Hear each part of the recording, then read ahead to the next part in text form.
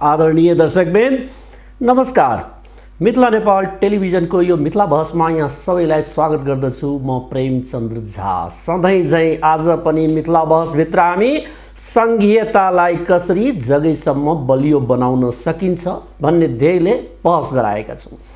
बहस जुन व्यक्तिसँग भए पनि जे भए पनि मिथिला बहसको लक्ष्य हामी सबैको लागि, हामी सधैँको लागि आफ्नो नारालाई चरितार्थ गर्न, नेपालमा पूर्व मेचीमा बसोबास गर्ने नेपालीलाई पश्चिम महाकालीमा बसोबास गर्ने नेपालीको संस्कृतिसँग जोड्न, एकअर्काको संस्कृति साटासाट गर्न, उत्तरमा चीनको सिमानामा बसोबास गर्ने हिमाली भेगका नेपाली र दक्षिणमा भारतको सिमानामा बसोबास गर्ने मधेसी समुदायको सांस्कृतिक साटासाट, एकता, राष्ट्रिय एकता पर्मानेन्ट बन्न सक्छ भन्ने हाम्रो अभिप्राय।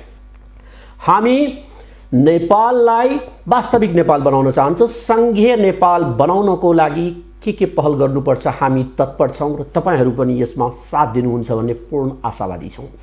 आज हाम्रो यही सिलसिलामा यस्तो अतिथि निम्त्याएका छौँ जो सङ्घीयताको लागि लामो समय सङ्घर्ष गर्नुभएछ। एउटा युवा नेतृत्वबाट आएका नेता जो सङ्घीयताको लागि विभिन्न आन्दोलन क्रममा उहाँ शहीदको नाम लिस्टमा त आउनु भएन तर जिउँदो शहीदको रूपमा पनि चिन्नुहुन्छ।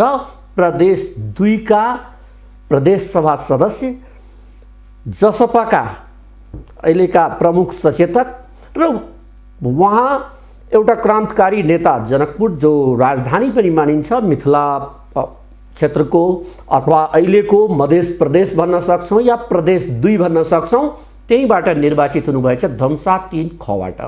परमेश्वर शाहजीलाई हामी आज निम्त्याउन सफल भएका छौँ। सबभन्दा पहिले उहाँलाई हामी स्वागत गरौँ, आफ्नो स्टुडियो स्वागत गर्न चाहन्छु। धन्यवाद प्रेमजी।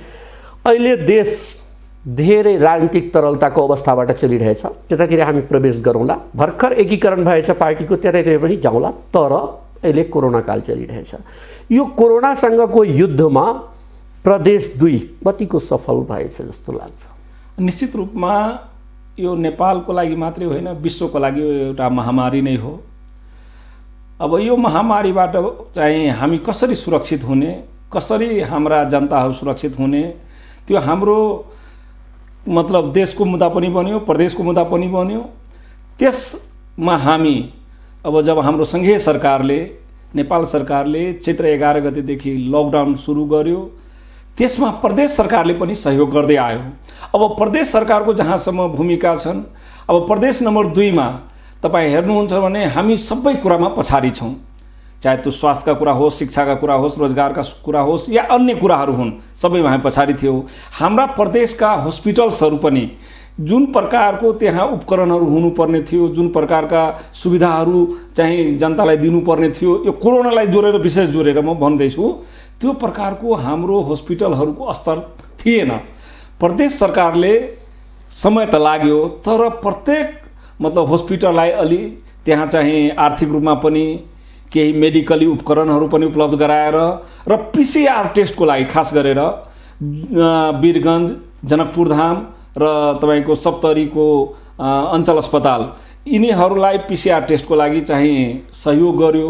त्यसपछि तपाईँको केन्द्र सरकारले पनि अब यसमा चाहिँ किट्सहरू उपलब्ध गराउने र जनतालाई चाहिँ तपाईँको त्यो प्रकारको सहयोग गर्नु पर्यो भनेर प्रदेशलाई एक प्रकारको गाइडलाइनहरू पठाइदिए। त्यो अनुसार हामीहरू अगाडि बढ्दै गयौँ, हाम्रा सरकारले गर्दै गए।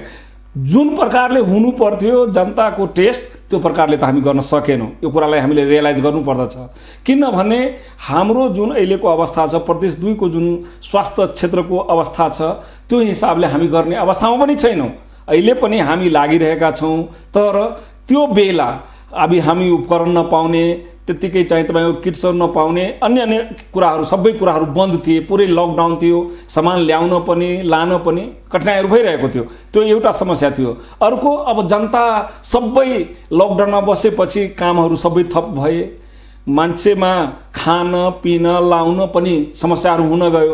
अनि प्रदेश सरकारले मन्त्री परिषदबाट निर्णय गरेर 2 चोटि कमसेकम राहत वितरण गर्ने कार्यक्रमहरू गरे।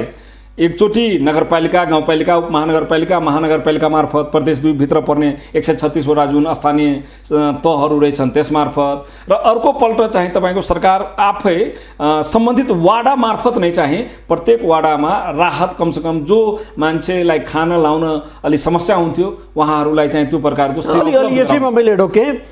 कोरोना सुरु भएसँगै लकडाउन ल्यायो सङ्घ सरकारले, प्रदेशले पनि त्यसलाई फलो गरियो। तपाईँ प्रदेशको प्रतिनिधि पनि हुनुहुन्छ, एउटा सचेतक पनि एउटा दलको हुनुहुन्छ र सत्ताधारी दलको। त्यो हिसाबले तपाईँलाई के लाग्छ कि त्यहाँको प्रदेश सरकारले जुन काम गरियो आफ्नो रिसोर्सेस जहाँ परिचालन गर्नु पर्थ्यो, जसरी गर्नुपर्ने थियो, त्यसमा सफल भएछ? मैले सुरुमै भने तपाईँलाई कि हाम्रो चाहे स्रोतको हिसाबले भनौँ, चाहे तपाईँको इन्फ्रास्ट्रक्चरको हिसाबले भनौँ, या मेडिकली जुन प्रकार हामी चाहिँ स्तरीय हुनुपर्थ्यो त्यो रूपमा त हामी थिएनौँ। त्यसलाई सुधार गर्दै हामी अगाडि बढ्यौँ।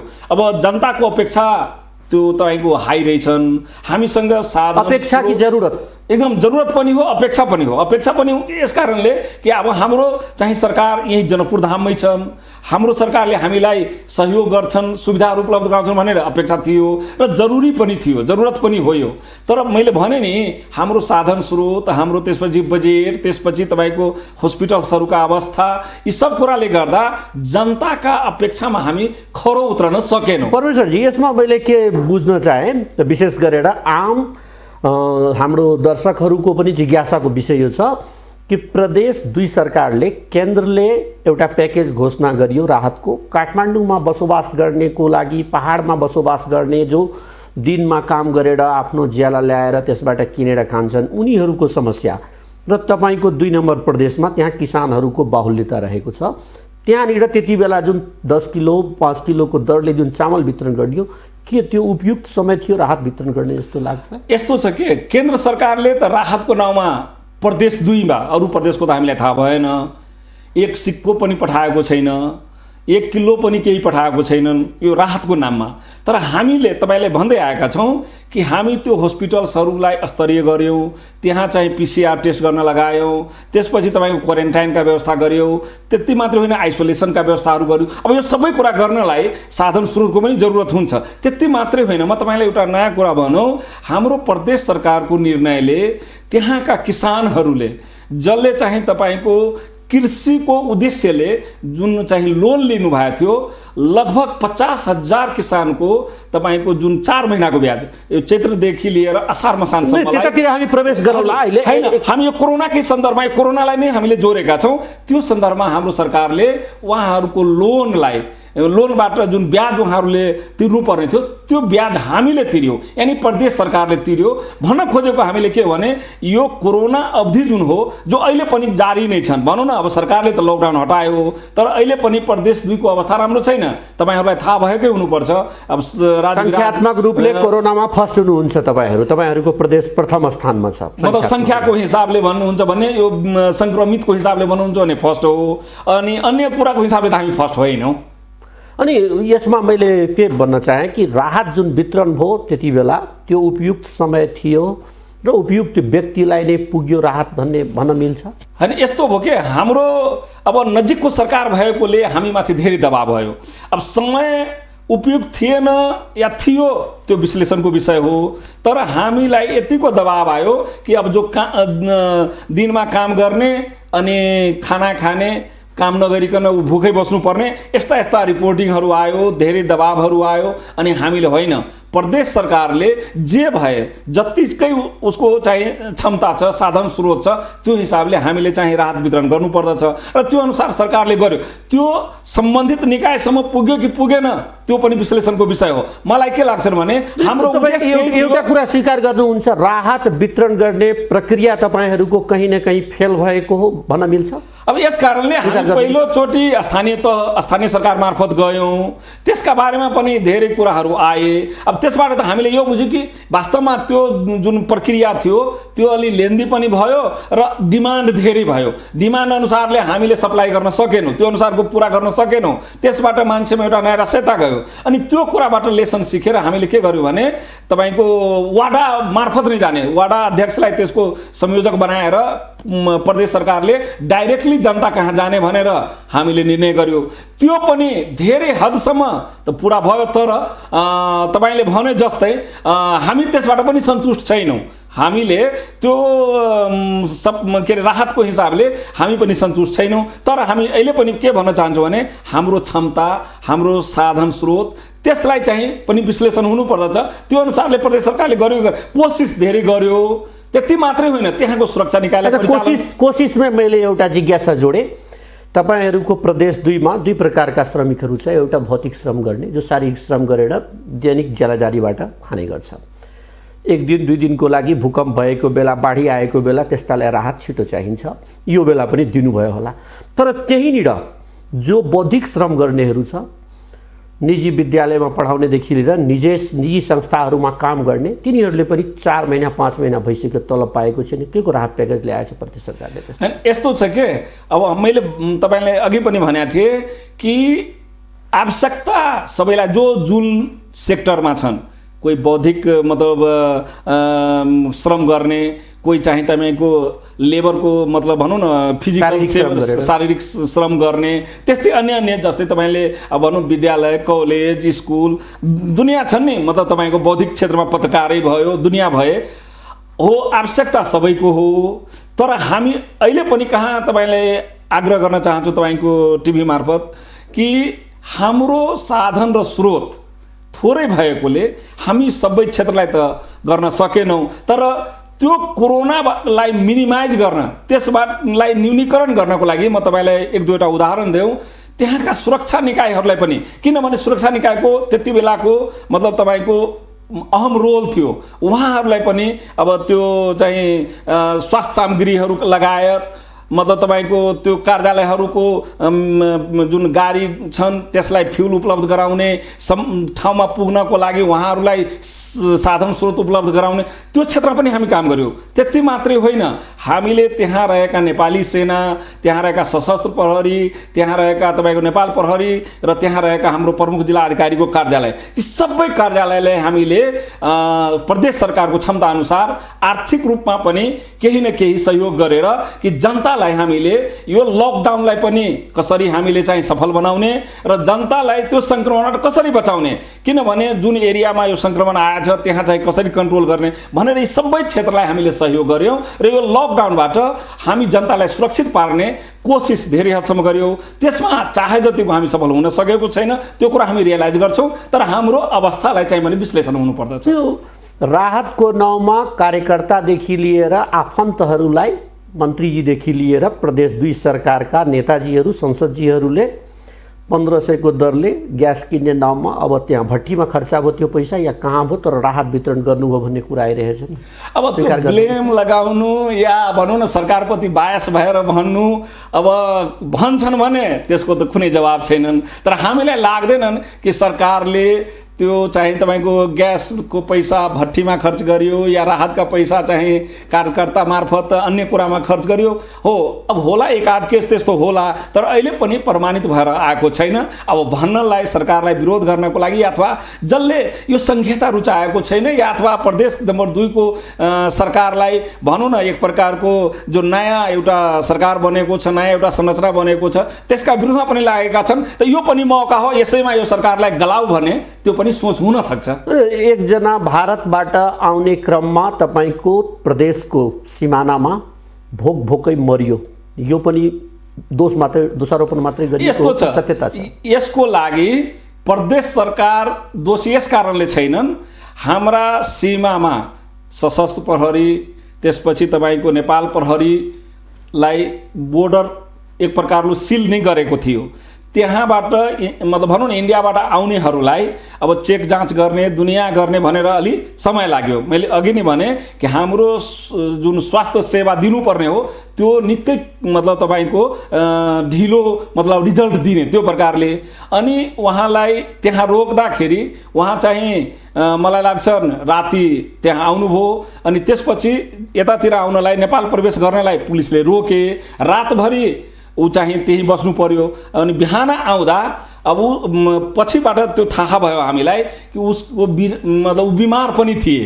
अब किनभने इन्डियामै नै धेरै दिनसम्म बस्नु पर्यो अनि त्यो मान्छे आउँदा आउँदै चाहिँ एक्सपायर भयो, उसलाई दर्द भयो, भोमिटिङ भयो, त्यसपछि एक्सपायर हुनुभयो। हो, यो जिम्मा हामीले लिनुपर्दछ किनभने हाम्रो प्रदेशमा यो घटना घट्यो।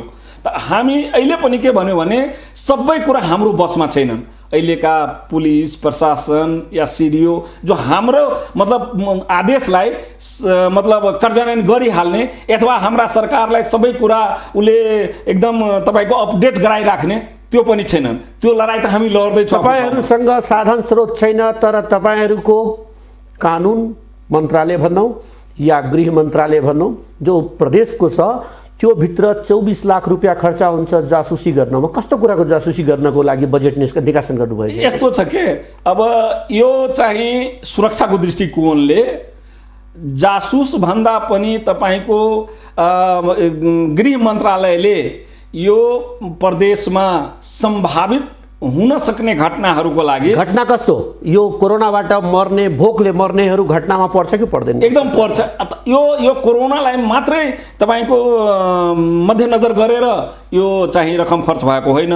यो सरकार स्थापना भएदेखि मन्त्री परिषदको निर्णयबाट गृह मन्त्रालय मार्फत अथवा हाम्रो भनौँ न आन्तरिक मामला मन्त्रालयबाट यस्ता चाहिँ तपाईँको केही व्यक्तिहरूलाई परिचालन गरेर कि प्रदेशमा कार्यकर्ता परिचालन गरेको भन्न मिल्छ। अब मैले भने नि जसलाई गरे पनि अब त्यसमा त कहीँ लेखेको छैन कार्यकर्ताले परिचालन गर्ने, तर जसलाई गरे पनि त्यो आरोप लाग्छन् नै।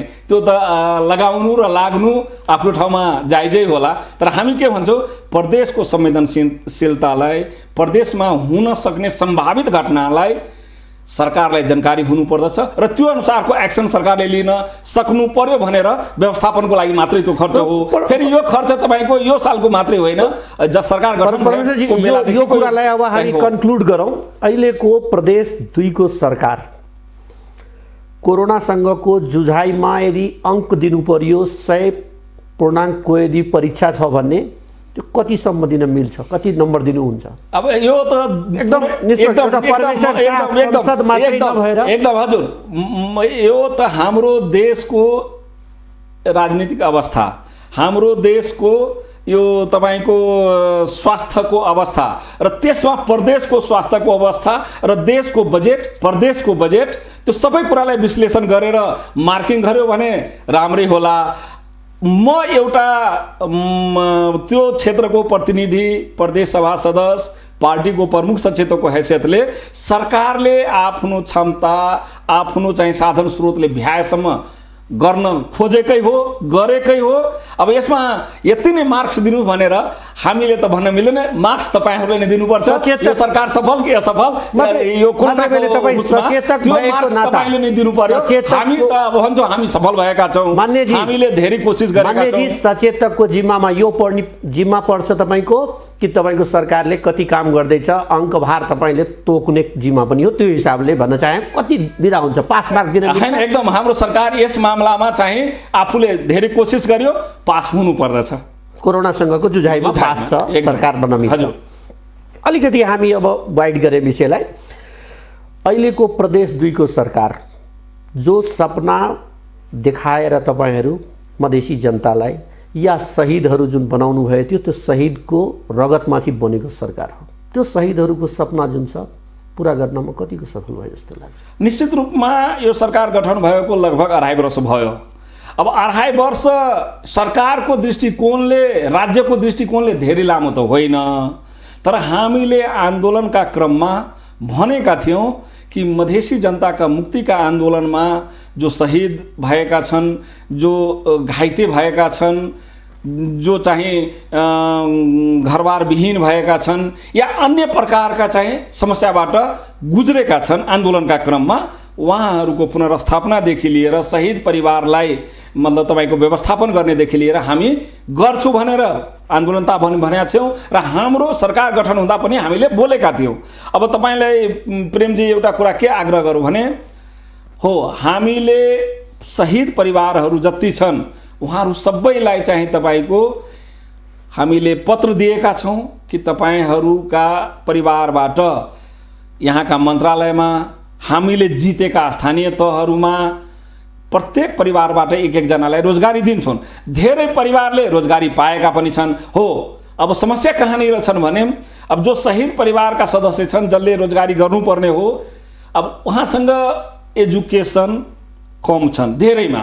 अब कोही कोही त राम्रा पनि छन् जो त्यो लेभलका अहिले थाहै हामी त गर्न सक्दैनौँ, त्यो त त्यसको लागि त जुन लोकसेवाको प्रक्रिया छ त्यसैमा जानुपर्छन्। तर करारमा हामीले लग्यो त धेरैले के भने हामी चाहिँ अब भनौँ न एसएलसी फेल छ या मतलब इन्टर पास पनि छैनन्, त्यसलाई त त्यही लेभलको ठाउँमा हामीले राख्नुपर्ने हो, या कार्यालय सहयोगी या सुपरभाइजर या भनौँ न मतलब सुब्बाभन्दा पनि तल।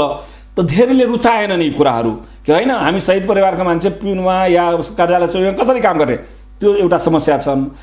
दोस्रो तपाईँको घाइतेहरूलाई जो सिक्स्थ घाइते भएका थिए तपाईँको लाहानबाटै हामीले उहाँहरूलाई घाइतेको श्रेणी हेरेर तपाईँको चाहिँ कसैलाई 1 लाख, कसैलाई 2 लाख, कसैलाई 3 लाख 50,000 यसरी गरेर कमसेकम उहाँलाई त्यो पीडामा मलम लगाउने काम हामी गऱ्यौँ। हामीले धेरै गरे होइन, हामीले मलम लगाउने काम गरेका छौँ। तर अहिले पनि हाम्रो प्लानिङ के छ भने तपाईँ हेर्नुहुन्छ भने ती मधेसहरूको नाममा चाहिँ मधेसी शहीदहरूका नाममा चाहिँ सडक बनाउने, मधेसीहरूका नाममा चाहिँ सङ्घ संस्था खोल्ने, स्कुल कलेज खोल्ने जो हाम्रो नीतिता कार्यक्रममै आएको छ।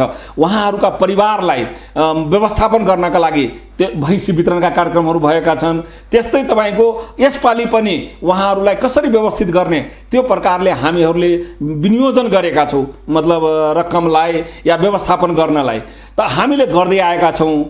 जुन हामीले एकदम त्यसलाई चाहिँ यो मतलब खारा भएर एकदम मान्यजी अड्डी रूपमा यो गर्नै पर्छ, त्यो समयले 2 वर्ष 2.5 वर्षको समयले हामीले धेरै गर्न सक्यौँ। तपाईँहरूलाई पनि थाहा होला हाम्रो बजेटको समस्या, हाम्रो कर्मचारीको समस्या, हाम्रो चाहिँ प्रमुखहरू जस्तो 2-4 महिनामै सचिवहरू चेन्ज गरिदिने, प्रमुख सचिवहरू चेन्ज गरिदिने, जसले गर्दा हामी धेरै कुरालाई व्यवस्थित गर्न सकेको छैनौँ। दोस्रो कुरा हामीले प्रदेश सभाबाट कानुनहरू बनाएर, किनभने हामीले कानुनी राज्य बनाउनुपर्छ, प्रदेशले कानुन बनाएर त्यसलाई चाहिँ सिस्टममा लानुपर्ने। त ती कुराहरूले गर्दा हामीलाई के भयो भने केही समय लाग्यो, केही समय लाग्दैछन्। तर हामी प्रतिबद्ध छौँ शहीद परिवारलाई, घाइतेलाई र त्यस बेलामा आन्दोलनका क्रममा जो चाहिँ समस्यामा परेका हुन् उहाँहरूको समस्यालाई सम्बोधन गरेर भोलिका दिनमा यो सरकारले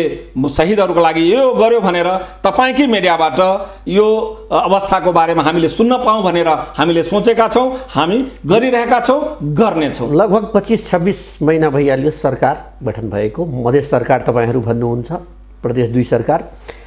शहीदहरूको सपनाको कुरा मैले गरेको थिएँ, तपाईँले भैँसी दिएको कुरा गर्नुभयो। शहीदहरूको सपना त्यही उसका परिवारका मान्छे खरदार सुब्बादेखि लिएर पिउनसम्म बन्ने, कार्यालय सहयोगी बन्ने र भैँसीमा चढेर उसका परिवार भैँसी चढाउने भन्ने त थिएन होला नि? होइन, त्यो त हामीले उहाँको मतलब एक प्रकारको राहतको लागि हो। भैँसी भनेको भैँसी चराउनलाई होइन कि त्यसबाट केही आम्दानी गरोस् र त्यसबाट परिवारलाई चाहिँ राहत भेटोस्। अर्को कुरा तपाईँले भन्नुभयो अब जहाँसम्म यो जब दिने या भनौँ न नोकरी दिने त्यो कुरामा त हाम्रो देशको कानुनले त त्यो क्वालिफिकेसन तोकेको छ। अब त्यो क्वालिफिकेसनलाई मिट नगरिकन हामी एकैचोटि उसलाई अफिसर बनाउन सक्दैनौँ। जो त्यो लायक छ भने हामी त्यही राखेका छौँ, जो चाहिँ त्यो लायक छैनन् भने त उहाँलाई एडजस्ट गर्नुपर्ने। कमसेकम भोलि उहाँलाई आफ्नो छोराछोरीलाई पढाउन लेखाउनलाई या आफ्नो आमा बुवालाई मतलब भनौँ न राहत दिनलाई या डिपेन्डेन्ट यदि कोही फ्यामिली छन् भने त्यसबाट चाहिँ उहाँको जीवनयापनका लागि हामीले कहीँ वाइड हुँदै हुनुहुन्छ तपाईँ। मैले भन्न खोजेको परमेश्वर शाह जब आन्दोलनमा जानुहुन्थ्यो अगाडिको लाइनमा तपाईँलाई म भेट्ने गर्थेँ, त्यहाँ परमेश्वर शाहको सपना, परमेश्वर शाहको छोरालाई जागिर र भैँसी थिएन। त्यो सपनामा यो सरकार जो सपना थियो त्यो सपनामा अहिलेको सरकार कति सफल भएछ? एकदम। म तपाईँलाई एउटा कुरा भनौँ, हाम्रो लडाइँ थियो संहिताको लागि। हामीले भनेका थियौँ कि यो देशमा संहिता आउनु पर्दछ, यो देशमा समानता हुनु पर्दछ, यो देशमा समावेशिता हुनु पर्दछ। तपाईँ प्रदेश नम्बर 2 को ती शहीदका सपना हुन्। प्रदेश नम्बर 2 सरकारले ती शहीदका सपनाहरूलाई जति पनि कानुन बनाएका छन्, किनभने राज्य कानुनबाट रेगुलेट हुने हो, कानुनबाट सञ्चालन हुने हो। त्यो तपाईको हाम्रा कानुनहरू तपाईले पढेपछि थाहा हुन्छन् कि हामी जुन हिजोसम्म विभेदमा परेका थियौँ, कमसेकम प्रदेश नम्बर 2 ले कसैमाथि विभेद नगरोस्। प्रदेश 2 ले त्यहाँ बस्ने खस आर्यलाई पनि हामी विभेद गरेका छैनौँ कि यो प्रदेशमा जे साधन स्रोत छन्, जे सेवा सुविधा छन्, जे रोजगारीका अवस्था छन्, सबैमा उसको जुन सङ्ख्या छ त्यो क्लस्टरको जनसङ्ख्याको आधारमा चाहिँ त्यसको पर्सेन्टेज हामीले तोकेका छौँ। तपाईँले म एक दुईवटा कुरा त्यसमा भनौँ। जस्तो मधेसी, जसलाई हामी मधेसी भन्छौँ, 54% हामीले फाइन्ड आउट गरेका छौँ। यो प्रदेशमा 54% मधेसीले काम पाउँछ। तपाईँको दलित 18% छ हाम्रो प्रदेशमा, देशमा 13, हाम्रो प्रदेशमा 18। त्यो 18% हामीले त्यसमा चाहिँ तपाईँ आरक्षण गरेका। मन्त्रीमण्डलमा कतिजना दलित राख्नु म भन्दैछु सर, भन्दैछु। र अलिकति बिचमा मैले रोकेँ, मन्त्रीमण्डलमा कतिवटा दलितहरू? अब मन्त्रीमण्डल हेर्नुहोस्, हाम्रो मन्त्रीमण्डल त सानो हो, जम्मा 7 सदस्यीय मन्त्रीमण्डल हो। त्यसमा राज्यमन्त्री पछिबाट हामी थप्यौँ। अब सबै कुरामा 100% त लागू हुँदैनन्। राम्रो ठाउँमा नदिने तर हैन, राम्रो ठाउँमा हामी दिन्छौँ। त्यो अहिले पनि हामी के को आधारमा चल्दैछौँ भने केन्द्रीय कानुनको आधारमा, यस हाम्रो संविधानले व्यवस्था गरेको आधारमा संघीय व्यवस्था स्वीकार गर्नुपर्छ। हजुर, हैन, स्वाभाविक छ। अब त्यही संविधानले मानेर हामी चाहिँ प्रदेश सभामा आयो, स्थानीय तहमा आयो, त स्वीकार नगर्ने कुरै भएन। अहिले कानुन बनाउँदा पनि त्यही संविधानलाई टेकेर हामी कानुन बनाउँछौँ। त्यो स्वीकार त गरेकै हौँ हामीले। तर हामीले कानुन बनाउँदा त्यो कानुनको आधारमा हाम्रो सरकार छ अहिले। तर हामीले कानुन बनाउँदा भोलि यदि गठन हुन्छ भने सरकार, भोलि यदि चाहिँ हाम्रो कानुन अनुसार कुनै आयोग गठन हुन्छ, हाम्रो कानुन अनुसार कुनै सेवा गठन हुन्छ भने हामीले त्यही पर्सेन्टेजमा उहाँहरूलाई चाहिँ त्यहाँ चाहिँ समावेशी गराउने, उहाँ चाहिँ समानुपातिक रूपमा हामी कानुन बनाउँदैछौँ। त हाम्रो शहीद के थियो कि होइन, हाम्रो लडाइँ भनेको विभेदको विरुद्ध हो, हाम्रो लडाइँ भनेको समावेशिताको लागि हो, अगाडि बढ्दैछौँ। आम दर्शकले तपाईँको कुरा सिद्धान्त स्वीकार गर्नुहुन्छ, तपाईँहरूको बडा सिद्धान्त राम्रो होला, संहिताको सिद्धान्त होला। म व्यवहारको कुरा मात्रै गरेको। आम जनताको जिज्ञासा, व्यवहारमा कति उसले के पायो समावेशिता। तपाईँ समावेशीको कुरा गर्नुभयो। तपाईँको बेटी बचाऊ बेटी पढाऊ अन्तर्गत केही नियुक्तिहरू भयो, 40-42 वटा नियुक्ति भएछ, कतिको समावेशी छ? अब सर, म 1-2 गरेर त गनाउनु अहिले सक्दिनँ, किन मसँग अहिले टोटल डाटा छैन। तर म के भन्छु, हामी त्यतातर्फ लम्किँदैछौँ। हामी त्यो सिद्धान्तलाई अपनाउनु पर्दछ भनेर जब कानुन बनिसकेपछि यदि त्यो कुरा लागू हुँदैनन् भने हाम्रो लागि न्याय दिने न्यायालयहरू छन्। किनभने न्यायालयले पनि यदि कसैलाई न्याय दिन्छन् त्यो कानुनकै आधारमा दिने हो। त हामी के भन्छौँ भने त्यस्तो यदि कुनै प्रकारको विभेद भएको छ भने हाम्रा बनिसकेका कानुनहरूलाई प्रयोग गरेर च्यालेन्ज गर्नुपर्छ सरकारलाई। यदि सरकारले त्यो कुरालाई फुलफिल गरेको छैनन् भने, किन हाम्रो नलेजमा त सबै कुरा आउँदैन नि, त हामी कसरी चाहिँ त्यसको एडभोकेसी गर्ने? त हामी के आग्रह गर्न चाहन्छौँ सम्पूर्ण आदरणीय जनसमुदायसँग, प्रदेश 2 सरकारले जुन जुन कानुनहरू बनाएका छन् त्यो अनुरूपको यदि कार्य व्यवस्थापन भइरहेको छैनन् भने तपाईँले च्यालेन्ज गर्नुपर्दछ र सरकारले त्यो कुरालाई स्वीकार गरेर कार्यान्वयन गर्नुपर्दछ। एक दुईटा कुरा मैले यसैमा च्यालेन्ज गर्ने कुरा गर्नुभयो सरकारको देखाएँ। तपाईँको प्रदेश संसदबाट त्यहाँ एउटा प्रदेश गौरवको आयोजना थियो, धनुष आकारको रङ्गशाला निर्माणको। तर एकल निर्णयबाट मुख्यमन्त्रीले त्यसलाई परिवर्तन गर्नुभयो। त्यसलाई के भनिन्छ? संहिताको त्यो गर्नुभएको छैन। यो चाहिँ अलि मलाई लाग्छ कन्फ्युजन क्रिएट भयो। उहाँले राम जानकी स्टेडियम हो जो जनकपुर धाममा, हेर्नुहोस् अहिलेसम्म त्यो राम जानकी स्टेडियम सङ्घीय सरकारले नै त्यसको चाहिँ मतलब फाउन्डेसनहरू सुरु गरेका छन्। त्यसमा प्रदेश सरकारले सहयोग गर्ने हो। त्यो अहिले पनि सङ्घीय सरकारकै मातहतमा रहेको छ यो कुरा। र अर्को त्यसलाई हटाएर वीरगञ्जमा लाने होइन, उहाँले वीरगञ्जमा पनि स्टेडियम बन्नु पर्दछन्, तर राम जानकी स्टेडियमलाई समाप्त गर्नुपर्छ त्यो भने होइन। अब यो कुराहरू पनि आएको थियो, उहाँले हाउसमै त्यसको जवाब दिनुभयो कि म राम जानकी स्टेडियम जनकपुर धाममा जुन बनिरहेको छ त्यसको विरुद्धमा होइन, तर वीरगञ्ज पनि एउटा आर्थिक क्षेत्र भएकोले, हाम्रो मधेसको एउटा आन्दोलनको क्षेत्र भएकोले त्यहाँको जनतालाई पनि यो सुविधा हुनुपर्दछ भनेर मात्रै उहाँले भने हो। यसको विरुद्धमा उहाँ जानुभएको छैन। जनकपुर धामको यो स्टेडियमको विरुद्धमा उहाँले बोल्नु भएको छ। परमेश्वरजी, कुरा आइरहेछ व्यापक रूपले प्रदेश 2 मा जो संघीयताको तपाईहरू पृष्ठपोषक हौ, हामीहरू नै संघीयताको लागि लडेको प्रदेश सरकार पनि बनाउनु भएछ, जे होस् तपाईहरूको बहुमत भएको कारणले। तर व्यवहारमा भ्रष्टाचार मात्रै बढेको सुनिन्छ। अब यस्तो छ, निश्चित रूपमा यो कुराहरू उठ्ने गर्दछन् कि भ्रष्टाचार भयो, यस्तो भयो, त्यस्तो भयो भनेर। तर म तपाईलाई के आग्रह गर्न चाहन्छौँ कि यदि भ्रष्टाचार भएको छ भने भ्रष्टाचार हेर्ने निकायहरू छन्। भ्रष्टाचार हेर्ने निकायहरू किन मौन छन्? किन उहाँले चाहिँ भ्रष्टाचार भएका या गरेका व्यक्तिहरूलाई कारबाही गर्दैनन्? किन हाम्रो देशमा त्यस्ता कमिसनहरू छन् नि त, त्यसको चाहिँ कार्यालयहरू विभिन्न ठाउँमा छन् नि त। तर अहिलेसम्म प्रदेश सरकारका कुनै मन्त्रीलाई या प्रदेश सरकारका कुनै कर्मचारीलाई या प्रदेश सरकार कुनै प्रदेश सभा सदस्यलाई ठाडो औँला देखाएर कि यहाँ भ्रष्टाचार भएको छ, यो काम चाहिँ गलत भएको छ, यसको निर्देशनमा भएको छ भनेर एकजनासम्मलाई भन्न सकेको छैनन्। धेरैवटा मुद्दा अख्तियार भएछ नि, हैन? मुद्दा दिनु एउटा कुरा हो, मुद्दा त जसमाथि पनि दिन सकिन्छन्, तर त्यो प्रमाणित हुनुपर्दछ। प्रमाणित नभएसम्म मुद्दा दिएकै भरमा सबभन्दा बढी प्रदेश 2बाट मुद्दा पर्यो रे, स्वाभाविक हो। हाम्रो प्रदेशबाट सबभन्दा बढी मुद्दा पर्नु भन्नको मतलब प्रदेश नम्बर 2 का जनता सचेत छन् कि भ्रष्टाचार हुनु हुँदैन। यही जवाब त ओलीजी पनि दिनुहुन्छ, सामान्य प्रधानमन्त्रीजी पनि यही दिनुहुन्छ कि अहिलेको भ्रष्टाचार हामी मान्दैन, पारदर्शिता बढी हैन। उहाँले के भन्नुहुन्छ उहाँको ठाउँको कुरो हो, उहाँले भन्ने कुरा हो। तर हामी तपाईले के भनौँ कि मुद्दा कसैमा तपाईमाथि पनि दिन सकेछन्, म माथि पनि, तर मुद्दा दिने बित्तिकै कसैलाई ब्लेम गर्ने बित्तिकै त्यो अपराधी होइन, त्यो भ्रष्टाचारी होइन। यो कुरा त हामीले भन्नुपर्दछ। हामी भन्छौँ हो, त्यो चाहे अख्तियार होस् या अख्तियारका अङ्गहरू हुन् या हाम्रा सिडिओ कार्यालयहरू छन् या अन्य निकायहरू छन्। हामी तपाईलाई भनौँ एउटा कुरा, हामीले जन लोकपाल कानुन बनाएका छौँ। अब चाँडै हामीले तपाईँको त्यो लोकपालको चाहिँ नियुक्ति गर्दैछौँ कि कसैको लागि यो भ्रष्टाचार गर्ने या खराब प्रदेश नम्बर 2 नबनोस्।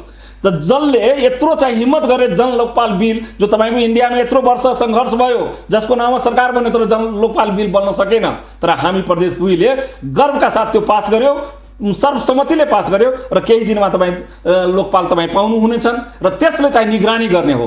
त्यो चाहे कोही होस्, म भन्छु प्रदेशका चाहिँ सबभन्दा ठुलो मुख्यमन्त्रीदेखि लिएर मन्त्रीदेखि लिएर कर्मचारीहरूदेखि लिएर सांसदहरूदेखि लिएर कोही हुन्, त्यसलाई चाहिँ बक्सिने छैन। भ्रष्टाचार कसैले गर्न पाउँदैनन् हो। चर्चा या प्रदेश नम्बर 2 लाई बढी बदनाम गर्ने, बढी चाहिँ तपाईँको यो संहिताको मतलब अगुवा प्रदेश नम्बर 2 हो भनेर बदनाम गरेपछि संहितालाई मास्न पाइन्छ, समाप्त गर्न पाइन्छन्, त्यस्ता तत्त्वहरू पनि लागेका छन्। तर तैपनि हामी के भन्छौँ भने यदि त्यस्तो भ्रष्टाचार भएको छ भने त्यस्ता व्यक्तिलाई पनिसमेन्ट हुनुपर्दछ, सजाय हुनुपर्दछन्।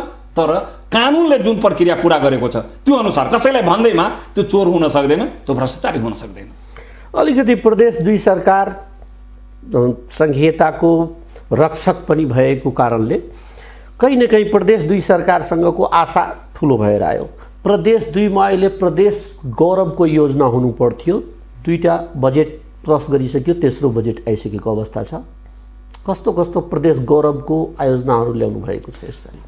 म प्रेम सर के भनौँ तपाईँलाई कि हाम्रो आकाङ्क्षा, हाम्रो पोलिसी, हाम्रो प्रोग्राम निश्चित रूपमा सोच हाम्रो त्यो अनुसारको हो। तर हाम्रो तपाईँलाई कस्तो दुःख लाग्दो कुरा, यो देशको सबभन्दा बढी पपुलेसन भएको प्रदेश 2 हो, केही मात्राले मात्रै प्रदेश नम्बर 3 हामीभन्दा अगाडि छन्।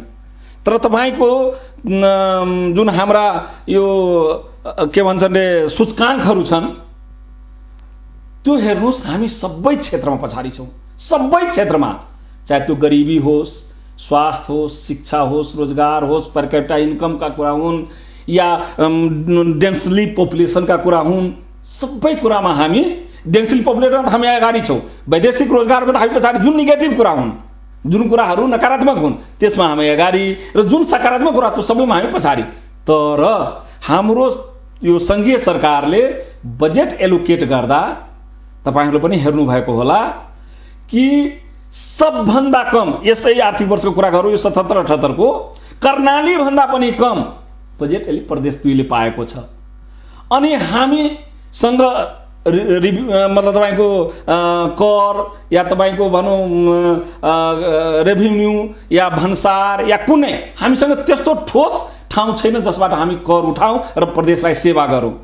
तैपनि हामीले जुन साधन र स्रोत केन्द्र सरकारले उपलब्ध गराएको छ त्यही भित्र बसेर कोसिस गरिरहेका छौँ। जस्तो तपाईँलाई भनौँ हो, धेरै सफल भएको नहुन सक्छन्। तर बेटी बचाओ बेटी पढाओ यो त पुरा देशभरिमै यो एउटा नयाँ चाहिँ तपाईको कार्यक्रम हो नि त। इन्डियामा फेल भइसकेको यही बेटी पढाओ बेटी बचाओ योजना नेपालमा ल्याइएको हुन्छ त्यो होइन। म तपाईलाई उदाहरण देऊ, हाम्रो पहिलो नीति कार्यक्रममा आएको थियो कि हामीले 1 लाख रुपैयाँ उपलब्ध गराउने 20 वर्षसम्म, तर आउँदा आउँदै यही 76-77 मा 3 लाख पुर्यायौँ हामीले बिमा गर्नलाई, र हाम्रा बेटीले 20 वर्षमा 3 लाख पाउनेछन्। कि धेरै गाउँपालिका तपाईँ 20 वर्षपछि 3 लाख रुपैयाँ दिनुहुन्छ, त्यसले बचाउनमा के को सहयोग गर्छ? होइन, यो कस्तो सहयोग गर्छ मान्य हजुर? तपाईले 20 वर्षपछि कुनै छोरी आज जन्मियो त्यसलाई 20 वर्षपछि 3 लाख रुपैयाँ दिलाउनुहुन्छ, त्यसले अहिले उसलाई बचाउनमा के सहयोग गर्छ? म तपाईलाई भनौँ त्यो मात्रै होइन, 20 वर्षमा त उसले चाहिँ कमसेकम 3 लाख रुपैयाँ मात्रै होइन, अहिले गाउँपालिका नगरपालिकाहरूले पनि त्यसमा एड गरिरहेका छन् रकमहरू। कसैले घोषणा गरेका छन् म पनि 3 लाख दिन्छु, कसैले 2 लाख दिन्छु, घोषणा पनि गरिरहेका छन् विभिन्न गाउँपालिका नगरपालिकाहरूले। त भन्न खोजेको आज 3 लाख छन्, भोलि गएर 20 वर्षमा 20 लाख पनि हुन सक्छन्, किनभने यो लक्ष्यलाई हामीले अगाडि बढाउँदै गयो भने। ठिक छ, त्यसले अहिलेका छोरीलाई कसरी बचाउने तपाईको प्रश्न। अहिलेका छोरीका लागि हामीले तपाईको स्कुल पढ्नेहरूलाई कि कमसेकम स्कुल जानलाई समयको बचत, सुरक्षाको दृष्टिकोणले साइकल उपलब्ध गराउँ 8 कक्षामा पढ्ने बेटीहरूलाई। त्यो प्रकारले पनि एउटा बेटीप्रतिको जुन नकारात्मक दृष्टिकोण थियो नि, बेटी जन्मिने बित्तिकै हामीलाई भार हुन्थ्यो, त्यो कुरालाई समाजले यो बुझ्छ छैन, बेटी भार होइन, बेटीलाई हामीले बचाउनु पर्दछ, पढाउनु पर्दछ। त्यो हो। दोस्रो त्यसैको बारेमा भन्छु, हाम्रो सरकारले दलितका छोरीहरूलाई, मुस्लिमका छोरीहरूलाई, जो विपन्न परिवारका छोरीहरू छन्, प्रत्येक महिना स्पेशल रूपमा रु 500 उपलब्ध गराउने भनेर मतलब तपाईको गरिरहेको छ।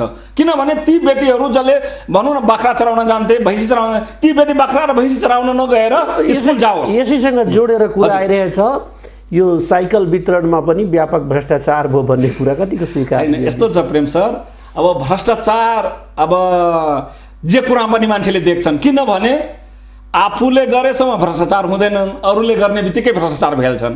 त्यो त हाम्रो मानसिकता हो, हाम्रो भनौँ न एक अर्काप्रतिको ईर्ष्या हो, एक अर्काप्रतिको दृष्टिकोण हो। म त्यसमा धेरै बहस त गर्न चाहन्न, तर म के भन्छु भने जबसम्म पार्सियली स्वीकार गरिन्छ होइन, यस्तो छ के अब स्वीकार गर्नु नगर्नु कुनै विद्यालयहरूको डाटामा विद्यार्थीको नाउँ त्यहाँ राखिएको छ, त्यो विद्यार्थी त्यो विद्यालयमा पढिरहेको छैन, त्यस्तो कुराहरू आएछ भने त त्यो सबै कुरा प्रदेश सरकारले गर्दा भएको हो भन्ने भन्न मिल्दैनन्। त्यसमा हाम्रो मिलीभगत होला, स्थानीय सरकार छन्, संघीय सरकार छ, फेरि स्कुलहरू हाम्रो मातहतमा छैनन्, त्यो स्थानीय तहको मातहतमा छन्, स्कुल कलेजहरू हाम्रो मातहतमा छैन। प्रदेशले आफ्नो युनिभर्सिटी बनाउने भनेर भनेको छ, हामी जुन दिन आफ्नो युनिभर्सिटी बनाउँछौँ, कलेज बनाउँछौँ, त्यो दिन हुन्छ। तर अहिले अलिकति अब यसैसँग समय हामीसँग कम छ, हजुर ट्याक ट्याक उत्तर दिनु होला, एकदम सानो कुरा हामी गर्छौँ। अब यो स्वच्छता अभियानको कुरा भयो, स्वच्छता अभियान ल्याउनु भयो, त्यहाँ मन्त्रीजीहरू यसो एउटा रुख हातमा राखेर, झाडु राखेर, सेल्फी लिएर सोसल मिडियामा पपुलर हुन खोज्नु भएछ, गुनासोहरू आइरहेछ। अब स्वच्छता अभियानलाई त्यो रूपमा यदि कुनै मन्त्रीजीले, कुनै सांसदज्यूले या कसैले त्यही बुझेर गर्नुहुन्छ भने त्यो स्वच्छता अभियानको लक्ष्य पुरा हुँदैनन्। हामी के भन्यो, स्वच्छता अभियान भनेको प्रदेश 2 लाई स्वच्छ बनाउने हो, प्रदेश 2 मा भएका गन्दगी हटाउने हो, प्रदेश नम्बर 2 मा भएका नकारात्मक सोचलाई हटाउने हो। त्यो क्रममा खाली तपाईको भनेर मात्रै हुँदैन। जस्तो जानकी मन्दिर तपाईँ लिनुहोस्, जानकी मन्दिर जनकपुर धामको मात्रै त्यो चाहिँ सौभाग्य होइन, पुरै देशको सौभाग्य हो, हिन्दूहरूको आस्थाका केन्द्र हुन्। तर तपाईँ भन्नुहोस्, 1 पैसाको लगानी आजसम्म सङ्घ सरकारले त्यहाँ गरेको छ। तर हाम्रो प्रदेश सरकारले ठिकै छ, म भन्छु यो स्वच्छताको नाममा धेरै गर्यो भने म भन्दैनन्, तर थोरै भए पनि त्यसलाई सौन्दर्यकरण गरौँ न त, स्वच्छ बनाऊ न। त्यो हिसाबले त्यहाँ चाहिँ तपाईको टाइल्स लगाउने काम, बत्ती बाल्ने काम, दुनियाँ गर्यो। त्यति मात्रै होइन, यसमा अलिकति मैले जोड्न चाहे प्रदेश सरकारको काम जुन छ, जिज्ञासा यसैसँग थपिदिएँ मैले। तपाईहरू संहिताको पृष्ठपोषक भन्नुहुन्छ, समावेशिताको कुरा गर्नुहुन्छ, समावेशी समाजवादको एडभोकेट तपाईहरू। त्यो समावेशी समाजवादभित्र पोखरीको सौन्दर्यीकरण, मन्दिरमा पेन्टिङ गर्ने र मन्दिर र मस्जिदहरूलाई जोगाउने अभियानहरू तपाईँ अलिक बढी थाल्नुभयो। यसले कतिको भूमिका खेल्छ जस्तो लाग्छ? मैले सुरुमै भने स्वच्छता अभियानको लक्ष्य त्यति मात्रै होइन। मैले सुरु भने कि जति नकारात्मक भावनाहरू छन् त्यसलाई समाप्त गर्ने, गन्दगीलाई हटाउने, त्यही क्रममा त्यसलाई जोडेको हो। अब जस्तो जनकपुर धामको परिचय के थियो? सामाजिक गन्दगी कतिको हट्यो, जातीय विभेद कतिको म भने नि 2-2.5 वर्षमा सबै कुरा हट्ने होइनन्, तर हामीले प्रयास भइरहेको छ। जस्तो तपाईँले म तपाईँले त्यही भन्दैछु। जस्तो तपाईँको जानकी मन्दिर यो हिन्दूहरूको धार्मिक आस्थाको केन्द्र हो। त्यहाँ जाने हिन्दूहरूमा अब मुस्लिम पनि त्यहाँ जान लाग्नुभयो, त्यो कुरा भन्न खोज्नुभयो? सुधार भयो, मुस्लिम समानुपातिकता आयो। यो धर्मनिरपेक्षता हो। हामी के भन्छन्, मुस्लिमहरूको मस्क भएको या मस्जिद भएको ठाउँ पनि जान सक्छौँ, तर त्यो पूजा या त्यो ठाउँको शोभा या त्यो ठाउँको अन्य कामहरू गर्ने नगर्ने त्यो सम्बन्धित व्यक्तिमा डिपेन्ड गर्छन्। तर त्यसलाई चाहिँ हामीले ब्यान गर्छौँ भन्ने कुरा हुँदैन। त्यो पूजा गर्ने ठाउँमा नजाओस्, त्यो अन्य ठाउँमा नजाओस्, त्यो उहाँमाथि नै हामीले छोडेका छौँ। तर जब धर्मनिरपेक्षता भइसकेको छ भने सबै धर्मलाई हामीले सम्मान गर्नुपर्दछ, सबैलाई चाहिँ हामीले इज्जत गर्नुपर्दछ। त्यही म उदाहरण दिइरहेको थिएँ, चाहे त्यो मस्जिद होस् या मन्दिर होस् या जे होस्। त्यस्तै जनकपुरको एउटा पहिचान थियो तपाईँको, यो पोखरी भएको ठाउँ। यदि त्यो ठाउँहरूमा त जनकपुरमा धेरै पोखरीहरू यस्ता भइसकेका छन् जसमा चाहिँ मान्छेहरू जान रुचाएका छैनन्। त त्यो पोखरीलाई पनि हामी सफा गरौँ न त, गरौँ न त, सौन्दर्यीकरण गरौँ न त। त्यो हिसाबले लगानी गर्दैछन्। तर हाम्रो चाहिँ पोखरीलाई स्वच्छता अभियानभित्र लग्नु त्यो स्थानीय सरकारको जिम्मेवारी थियो कि एकदम थियो। स्थानीय सरकारले गरेको भए हामीले त गर्नै पर्दैन। म त पटक भन्नुहुन्छ नि स्थानीय हेर्नुहोस्, भन्ने कुरातिर पनि तपाईँ एज ए पत्रकार भन्ने कुरातिर मात्रै ध्यान नदिनुहोस्, तपाईँ स्थलगत अवलोकन गर्नुहोस् कसको लगानीमा भइरहेको छ। भन्नेले त धेरै कुरा भन्छन्।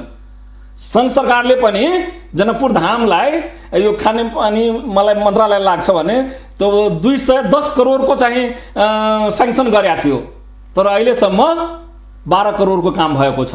भन्न खोजेको मैले के हो भने भन्नेले एउटा कुरा भन्छन्, तर हामी के भन्छौँ, हामीसँग जे साधन स्रोत छ त्यसलाई सबै सेक्टरमा, सामाजिक सुधारमा पनि, धार्मिक सुधारमा पनि र त्यहाँका चाहिँ शिक्षा, स्वास्थ्य जति हामी चाहिँ पछाडि परेका छौँ त्यो सबलाई अगाडि बढाउँ, त्यो सबैलाई। तर यसमा 2 वर्ष 2.5 वर्षले मात्रै पुग्ने छैनन्। जनताले पनि बुझिरहेका छन्। कार्यकाल शासन गर्न दिएपछि विकास देखिएन भन्न मिल्छ। एकदम, किनभने त्यहाँका जनताका मर्म हामी बुझेका छौँ, त्यहाँका जनताका अधिकारका लागि हामी लडेका छौँ। त जनताले पनि हामीलाई गाली गरे पनि हामी नै उहाँहरूको यहाँको जनताको मर्मसँगै जोडेर अधिकारका लागि भोलिका दिनमा पनि लड्छौँ र उहाँहरूको अधिकार स्थापित गराउँछौँ। तपाईँहरूको काम जुन छ शिलान्यासको संस्कृति भयो, उद्घाटन हुन पाइरहेको छैन भन्ने गुनासो धेरै आइरहेको छ। एकदम निश्चित रूपमा जुन कुराहरूको शिलान्यास भएका छन् त्यो कुरा बन्न निश्चित रूपमा समय लाग्दो रहेछन्। हामी हाम्रो कार्यकालमा त्यसका उद्घाटन गर्छौँ, हाम्रा मन्त्रीहरूले गर्नेछन्, हाम्रा मुख्यमन्त्रीजीले गर्नुहुनेछ, त्यसमा तपाईँले विश्वास गरे हुन्छ। जनता आवास कहाँसम्म पुग्यो? निश्चित रूपमा म तपाईँलाई नै भनौँ, यो जनता आवास आजको कार्यक्रम होइन, सङ्घीय सरकारको 66-67 साल आर्थिक वर्षको हिसाबले 10 वर्ष अगाडिको कार्यक्रम हो।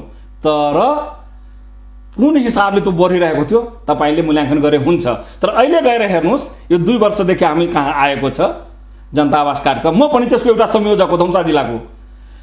जुन बजेटहरू आएका छन् अब त्यसका प्रक्रियाहरू किनभने यो सशर्त अनुदान अन्तर्गत पर्छ, त्यो केन्द्रले नै त्यो निर्णय गरेर दिन्छन्, हामी त्योभन्दा दायाँ बायाँ जान सक्दैनौँ। तर कामहरू यसले स्पिड अप गरेको छ। अहिले 4 जातिलाई हामीले समेटेका छौँ, डोम, हलखोर, मुसहर र मेस्तरलाई। किनभने सबै जातलाई एकैचोटि दलितलाई समेट्यो भने त्यो जनता आवास कार्यक्रम खास गरेर दलितको लागि हो। दलित हाम्रो क्षेत्रमा धेरै छन्, करिब 36-37 वटा जातिहरू दलितमा पर्दो रहेछन्। त्यो सबैलाई समेट्यो भने त्यो बजेटले पनि पुग्दैनन्। त्यसैले अहिले 4 वटा जातिलाई हामी कि कमसेकम यी 4 जाति जसलाई हामी महादलितको रूपमा बुझेका छौँ यिनीहरूलाई सबैलाई बासको व्यवस्था होस् यो जनता आवास कार्यक्रम मार्फत। त्यति मात्रै होइन, त्यसमा सरप्लस गर्नको लागि मुख्यमन्त्री आवास योजना पनि हामी लागि गरेका छौँ। त्यो पनि सर्टेन गाउँपालिका नगरपालिकाहरूमा हुँदैछन्। यसलाई कन्क्लुड गरौँ, प्रदेश सरकारको काम गराई लकडाउन बाहेक बाँकी जुन जेनरल काम प्रक्रिया छ त्यसमा यदि अङ्कभार तोकेर दिनु पर्यो भने पास मान्न सकिन्छ प्रदेश सरकार? म तपाईँलाई हामीले जुन जनताले सोचे अनुसार तपाईँको जुन यो प्रश्न छ त्यो अनुसारको जवाब को उत्तर दिनलाई हामीसँग पहिला हाम्रो प्रमुख सचिव हामी नियुक्त गर्न सकिरहेका छैनौँ। प्रत्येक 3 महिना 4 महिनामा सर्वा हुने, जसले मन्त्री परिषदको निर्णयलाई प्रमाणीकरण गर्ने हो, नम्बर 1। नम्बर 2, हामीसँग अहिले मुख्यमन्त्री कार्यालय छोडेर 6वटा मन्त्रालय छन् र मुख्यमन्त्री कार्यालय 7वटा छन्। कहिले 5 महिना 6 महिनाभन्दा बढी सचिवहरू बस्न सकेको छैनन्। सचिव कुट्नुहुन्छ तपाईँहरू त? होइन, हामी हेर्नुहोस्, अब कुनै कालखण्डमा एउटा घटना घट्यो होला, त्यो म स्वीकार्छु, तर अनि मन्त्रीहरू कर्मचारीलाई कुट्ने, मन्त्रीहरू पत्रकारलाई गाली गर्ने, जो औँला देखाइदिन्छ तपाईँको गलत काम त्यसलाई गाली गर्दै हिँड्ने तपाईँको मुख्यमन्त्रीदेखि लिएर मन्त्रीहरूले गाली गर्नुभएछ। यस्तो मन्त्रीमण्डलको भरले संहिता बलियो हुन्छ जस्तो लाग्छ। निश्चित रूपमा त्यो एउटा कालखण्डमा घटना घटेकै हो, त्यो कुरालाई अब बादको रूपमा हामीले लिनुपर्छन्। तर ती सचिवहरू प्रदेश सरकारप्रति लोयल छैनन्, किनभने न उसको हामीले सर्वा गर्न सक्छौँ, न उसको हामी कार्य सम्पादन मूल्याङ्कन गर्न सक्छौँ, न उसका हामी बढुवा गर्न सक्छौँ। ऊ हामीदेखि किन मतलब हामीप्रति लोयल हुने? ऊ अहिले पनि केन्द्रका सरकार, केन्द्रका मन्त्रीप्रति लोयल छन्। दोस्रो कुरा। तेस्रो, हाम्रो प्रदेशमा कर्मचारीको सङ्ख्या तपाईँको ओएनएमले के भन्यो भने 5000 कर्मचारी चाहिन्छ। अहिले पनि तपाईँको 2000 कर्मचारी पुगेको छैनन्। हामी आफ्नो कर्मचारी नियुक्त गर्न चाहन्छौँ भने यहाँ चाहिँ तपाईँको निजामती ऐन अहिलेसम्म पास भएको छैन, त्यसले हामीलाई रोकिरहेको छ। हामी निजामती ऐन ड्राफ्ट गरेर हाउसमा गइसकेका छ, त्यसमा समितिमा गइसकेको छ धेरै हदसम्म, तर त्यसको बाटो हामी पर्खिरहेका छौँ। भन्न खोजेको मैले कि सङ्घ सरकारबाट साधन स्रोत कम हो र जो चाहिँ त्यहाँ कर्मचारी गएका छन् अहिले पनि केन्द्रप्रति लोयलिटी देखाउनु, प्रदेश सरकारका मन्त्री या प्रदेश सरकार मुख्य मन्त्रीप्रति लोयल नहुनु, त सरकार केले काम? सरकार भनेको त नीति निर्माण गर्ने हो, त्यसलाई एक्जिक्युट गर्ने, कार्यान्वयन गर्ने त्यो सचिव हो, कर्मचारी हो। यसरी हेर्दा हामी वास्तवमा पछाडि परेका छौँ। जनताले हामीलाई जुन प्रकारको दोष लगाउनुहुन्छ त्यो कुरालाई हामी स्वीकार्छौँ, तर जनताले पनि हामीलाई बुझेको छ कि होइन, यो सरकार जसले संहिता फेल गराउन खोजेको छ, जो संहिता विरोधी हो, उसैको केन्द्रमा सरकार छ, उसले चाहिँ यो प्रदेश 2 फेल भयो भने यो संहितालाई हामी समाप्त गर्न सक्छौँ। त्यो हिसाबले चाहिँ यो के अरे प्रदेश सरकारलाई असफल बनाउने प्रयत्नशील छ। तैपनि हामी जनताप्रति उत्तरदायी भएको, जनताप्रति हामी गर्दैछौँ। सरकारमा भएको पार्टीको प्रमुख सचेतकको भएको नाताले तपाईँको दायित्व पनि पर्छ सरकारलाई डिफेन्स गर्ने र गर्नु हो। अलिकति अब वाइड गए म भर्खरै जसपा निर्माण भएछ, राजपा र समाजवादी पार्टी सिद्धान्त एक थियो, 1-2टा कुरामा नमिलेको अहिले शासकीय स्वरूपमा कहीँ न कहीँ भेट्छ। त्यसको बारेमा कहिले हामी फेरि बसेर छलफल गरौँला यही मिडियामा हामी। र अलिकति बुझ्न चाहेको मैले यो एकीकरणपछि प्रदेश 2 को सरकारलाई चुस्त दुरुस्त बनाउन कहीँ न कहीँ त उब्जिरहेछ, प्रश्नहरू जिज्ञासाहरू आइरहेछ। त्यहाँनिर सरकार परिवर्तन, सरकार भनेको त्यहाँ व्यक्तिहरू परिवर्तन गर्ने र नयाँ युवाहरूलाई पनि दिने, धेरै भइहाले। अब एउटै अनुहार हेरेर पनि दिगदार भइसके, एउटै प्रकारको व्यक्तिहरू मन्त्रालयमा देखिन्छन् गइरहेका आइरहेका, त्यसले पनि कार्यकर्ताहरूमा पनि तपाईँहरूको निराशता छाएको छ केही।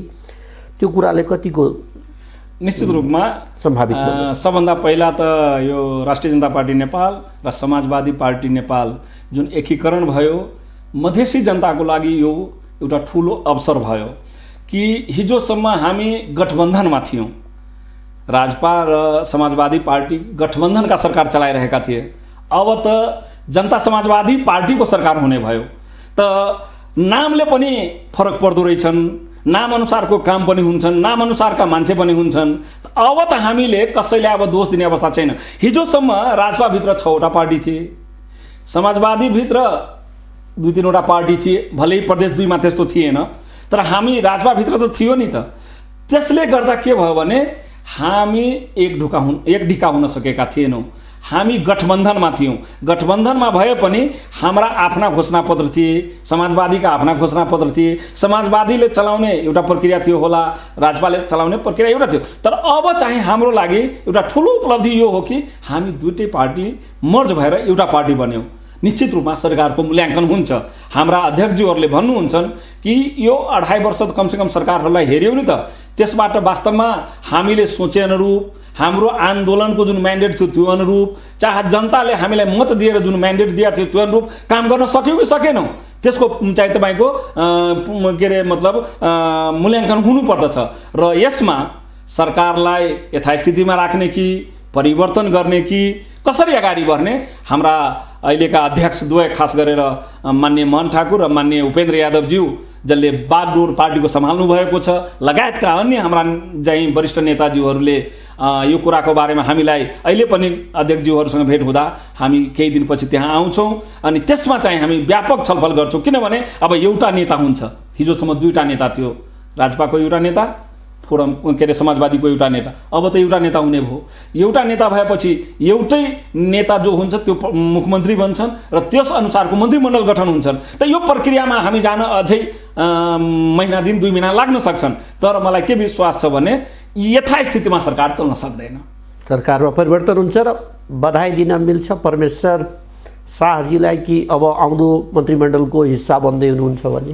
म त अहिले यो पब्लिक मिडियामा यो कुरा भन्नु उचित ठान्दिनँ किनभने पार्टीले चाह्यो भने आन्दोलनसँग आई डिजर्भ म त्यसको लागि छु पार्टीले चाह्यो भने होइन भने म मात्रै हुँ भने म भन्दिनँ हाम्रा 55 जना सांसदहरू हुनुहुन्छ सबै काबिल छन् तर जो गर्ने खालका छन् जसको भिजन होला जसको चाहिँ तपाईँको इफिसियन्सी होला जसले दूरगामी सोच राखेका होला उहाँहरूले अवसर पाउनु पर्दछ र उहाँहरूको यो 2 वर्ष 2.5 वर्ष जुन अवधि बाँकी छन् जो प्रदेशलाई मधेसी जनतालाई शहीदका सपनालाई पूरा गर्न सफल हुनेछ भने त्यस्ता व्यक्तिहरू पनि यो सरकारमा आउनु पर्दछ र यो सरकारलाई एकदम प्रदेश 2 लाई वास्तवमा हिजोसम्मको जुन निराशा छ त्यसलाई चाहिँ आशामा परिणत गर्न सफल होस् भन्ने अवस्थाको सरकार हुनु पर्दछ एकदम अन्तमा आइसकेछौँ अन्तमा हाम्रो आम जो दर्शकहरू हुनुहुन्छ उहाँहरूमा अहिले लकडाउनले गर्दा निराशा रोगले भन्दा भोकले मर्नेहरूको सङ्ख्या सुसाइड गर्नेहरूको व्यापक वृद्धि भइरहेछ देशमा यस्तो अवस्थामा परमेश्वर शाहजीबाट हामीले आशा गरेको केही ती निराश्यता जुन छाएको छ आम नागरिकमा त्यसलाई कसरी आशावादी बनाउन सकिन्छ लकडाउनको बीचमा त्यो कुरा सन्देश यहाँबाट जाओस् भन्ने हामी निश्चित रूपमा हाम्रो देशमा यो लकडाउनको अवधिमा जुन प्रकारले जनतामा एउटा निराशा छाएको छ किनभने खास गरेर प्रदेश 2 का धेरै जनताहरू 5 लाखभन्दा बढी जनताहरू वैदेशिक रोजगारमा थिए इन्डियामा थिए उहाँहरू फर्किसकेका छन् र धेरै फर्किने क्रममा छन् त हाम्रो यसपालिको बजेटले उहाँहरूलाई काम दिने जो कृषक मजदुर छन् त्यसलाई कृषिमा जो तपाईँको टेक्निकल मान्छे छन् त्यसलाई टेक्निकल क्षेत्रमा काम दिएर कमसेकम भोको नबसोस् उहाँहरूलाई खान बस्न सक्ने व्यवस्था होस् भनेर हाम्रा सरकारले नीति तथा कार्यक्रममा ल्याएका छन् त्यसका लागि बजेट पनि एलोकेट गरेका छन् र आशा के गर्छु भने यदि कोही बिरामी हुने भयो या कोही भोको बस्नुपर्ने अवस्था आयो भने त्यो सरकारको चाहिँ नलेजमा आउनु पर्दछन् र सरकार त्यसका लागि स्वास्थ्यका कुरा होस् या खाना लाउनका कुरा होस् यसमा सरकार चाहिँ सहयोग गर्नेछ भनेर हामी मौखिक मात्रै भन्दैनौँ हाम्रो बजेटले पनि भनेको छ नीति कार्यक्रमले भनेको छ भनेर विश्वास दिलाउन चाहन्छौँ यसमा ढुक्क भए हुन्छ धन्यवाद हाम्रो स्टुडियोमा आइदिनु भयो र यस्तो लकडाउनको बावजुद पनि हामीलाई समय दिनुभयो यसको लागि पुनः फेरि धन्यवाद प्रेम सरलाई पनि धेरै धेरै धन्यवाद तपाईले हामीलाई केही शब्द राख्ने मौका दिनुभयो र म तपाईलाई के विश्वास दिलाउ भने हामी संघीयताका जननी हौं र यो संघीयताको लागि भोलि पनि अगाडि बढ्नेछौँ प्रदेश सरकार पनि त्यसका लागि चाहिँ वचनबद्ध छन् र अगाडि बढ्नेछन् र म एज एउटा कार्यकर्ता प्रतिनिधि यो संघीयताको विरुद्धमा कुनै प्रकार षड्यन्त्र हुन्छ भने त्यसको विरुद्धमा कुनै प्रकारको चाहिँ लडाई लड्नको लागि तयार छौं र प्रदेश 2 का जनताको लागि पनि हामी जे जहाँ गर्नुपर्छ त्यो गर्नलाई हामी वचनबद्ध छौं। आदरणीय दर्शकबिन आज हामी कुराकानी गर्दै थियौं जनता समाजवादी पार्टीका प्रदेश 2 का प्रमुख सचेतक परमेश्वर शाहसँग। उहाँले बडा प्रष्ट रूपले 2-4टा कुरा गर्नुभयो। संघीयता आदिम मन्त्र जो बिना देश विकास गर्न सक्दैन र संघीयताको लागि सधैँ उहाँको पार्टी लगायत उहाँ लड्नको लागि जुझ्नको लागि सङ्घर्ष गर्न साथ दिन तयार हुनुहुन्छ भन्ने प्रतिबद्धता दिनुभयो। त्यस्तै गरेर प्रदेश 2 सरकार आउँदो समयमा छिटै केही न केही त्यसमा इक्वेसनमा परिवर्तन हुन सक्ने, व्यक्तिहरू परिवर्तन हुन सक्ने र सरकार चुस्त दुरुस्त बन्ने आशा गरेअनुसार सरकारले काम गरेको छैन भन्ने पनि उहाँले सङ्केत दिनुभएछ र आउँदो समयमा अवश्य पनि शहीदहरूको सपना पुरा गर्नको लागि आउँदो सरकार तत्पर रहन्छ भन्ने प्रतिबद्धता गर्नुभएछ। उहाँले लकडाउनको बिचमा जुन नैराश्यता छाएको छ कार्यकर्ताहरूमा त्यसलाई चिर्नको लागि मनोबल उच्च राख्न र प्रदेश सरकारको तर्फबाट उहाँ एउटा सचेतक पनि भएको कारणले सरकारको ज्ञानभित्र त्यो कुरा पुग्नु पर्यो, त्यहाँसम्म मेसेजिङ भयो भन्ने मात्रै त्यसको लागि सरकारले पनि केही जिम्मेवारी लिन सक्छ र परमेश्वर शाह स्वयं पनि त्यसको लागि जिम्मेवार छु भन्ने प्रतिबद्धता जनाउनु भएछ। प्रदेश सरकारले अब प्रदेशभित्रका केही यस्ता गुरु योजनाहरू जो नयाँ कुरा हुन्छ र संहितालाई बलियो बनाउने खालको हुन्छ, त्यहाँको जनतासँग जोडिएको हुन्छ, यस्तो कुराहरूको विकास गर्ने कुराको प्रतिबद्धता पनि जनाउनु भएछ। आजको लागि हाम्रो मिथिला बहसको समय सिद्धिएको छ, तर हेर्दै गर्नुहोला मिथिला नेपाल टेलिभिजन। हामी तपाईँलाई युट्युबबाट पनि देख्न सक्छौँ। युट्युबको लागि हाम्रो address www.youtube.com MTV Nepal 4K मा हामीलाई सब्सक्राइब गर्न सक्नुहुन्छ। त्यस्तै हामीलाई तपाईँ फेसबुकबाट पनि हेर्न सक्नुहुन्छ। MTV नेपाल न्युजमा हामीलाई लाइक गर्न सक्नुहुन्छ। हामी विश्वको कुनै पनि कुनाबाट तपाईलाई डाइरेक्ट ब्राउजरबाट देखिन्छौँ। हामी हाम्रो नारा हामी सबैको लागि, हामी सधैँको लागि चरितार्थ गर्न सधैँ यहाँहरू माझ उपस्थित भइ नै राख्ने प्रतिबद्धता गर्दै आजको लागि म प्रेमचन्द्र झाको समय भने सिद्धिएको छ। नमस्कार।